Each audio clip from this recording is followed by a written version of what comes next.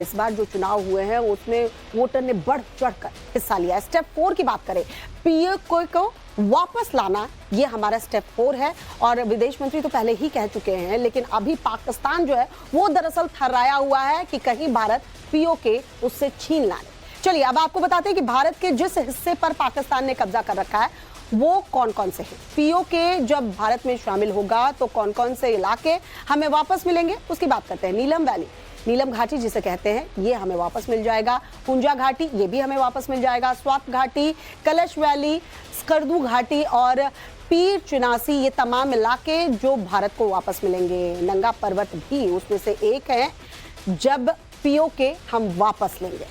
पहलगाम आतंकी हमले की जांच में एक बड़ा खुलासा हुआ है। आपको बता दें, हमले में शामिल आतंकियों को मिलिट्री ट्रेनिंग दी गई थी। जी हां, आतंकियों को एसएसजी कमांडोज जैसी ट्रेनिंग दी गई थी। जो ये आतंकी आप देख रहे हैं, जो आतंक मचाते पहलगाम में नजर आ रहे हैं, मासूमों को मारते नजर आ रहे हैं, उन्हें कमांडोज जैसी ट्रेनिंग दी गई थी। जेल में बंद लश्कर आतंकियों से पूछताछ में ये बड़ा खुलासा हुआ है। 15 से 20 कमांडर कश्मीर घाटी में मौजूद हैं। विदेशी आतंकियों के छोटे छोटे ग्रुप्स को लीड कर रहे हैं ये कमांडर्स।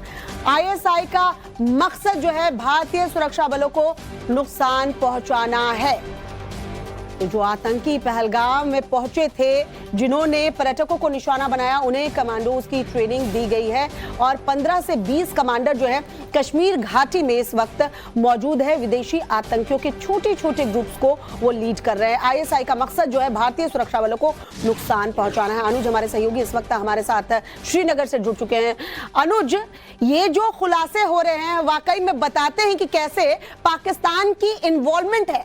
लगातार पाकिस्तान अब सबूत मांग रहा है कि पहलगाम अटैक में पाकिस्तान का हाथ है, इसके सबूत दे। लेकिन ये खुलासे बताते हैं कि कैसे पाकिस्तान इन्वॉल्व है और इंतजार करना होगा भारत के एक्शन का।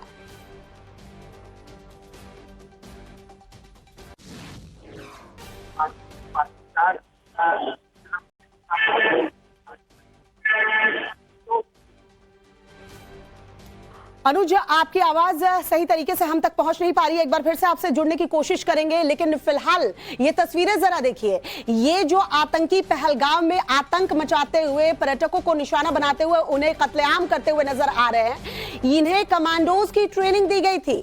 ये लश्कर के आतंकियों से पूछताछ में बड़ा खुलासा। अनुज, अगर आप तक आवाज पहुंच रही है, सवाल वही है, पाकिस्तान की इन्वॉल्वमेंट नजर आ रही है, फिर भी पाकिस्तान सबूत मांग रहा है। अब सबूत के तौर पर भारत वार करेगा।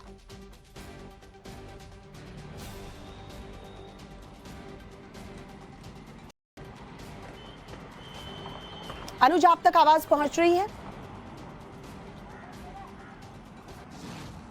जी बिल्कुल, जांच में ये बड़ा खुलासा हुआ है। जिस तरीके से शुरू से ही ये बात सामने आ रही थी कि कैसे इस पूरे मामले में सीमा पार से साजिश रची गई और जो आतंकी शामिल थे वो पाकिस्तानी थे।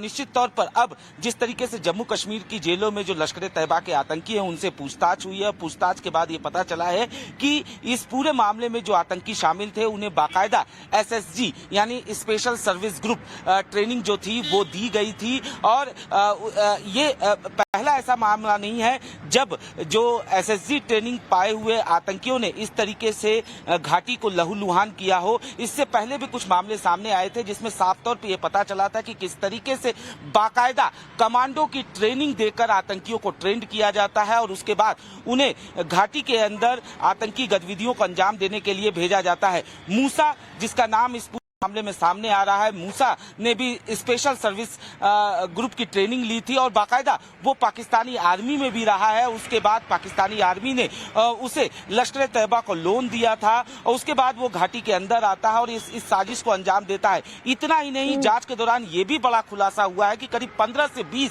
ऐसे एसएसजी ट्रेनिंग पाए हुए आतंकी हैं जो छोटे छोटे ग्रुप को लीड कर रहे हैं। और ये जो ग्रुप्स हैं ये भी कहीं न कहीं सीमा पार से आए हुए आतंकियों का ही ये ग्रुप है। तो एक बड़ा खुलासा हुआ है। जिस तरीके से शुरू से ही पाकिस्तान लगातार पड़ला झाड़ रहा था, लेकिन अब जांच के दौरान ये साफ तौर पे सबूत मिल रहे हैं कि किस तरीके से सीमा पार से पूरी साजिश इन रची गई। सबूतों को भी पाकिस्तान जो है वो नकार देगा। पहले भी कई अटैक्स जो हुए हैं उसके सबूत भी दिए गए भारत की तरफ से। लेकिन पाकिस्तान कभी माना नहीं है अनुज। लेकिन इस बार आर पार की लड़ाई होनी तय है, क्योंकि न सिर्फ प्रधानमंत्री नरेंद्र मोदी बल्कि अब रक्षा मंत्री भी कह रहे हैं। शुक्रिया अनुज तमाम जानकारी हम तक पहुंचाने के लिए।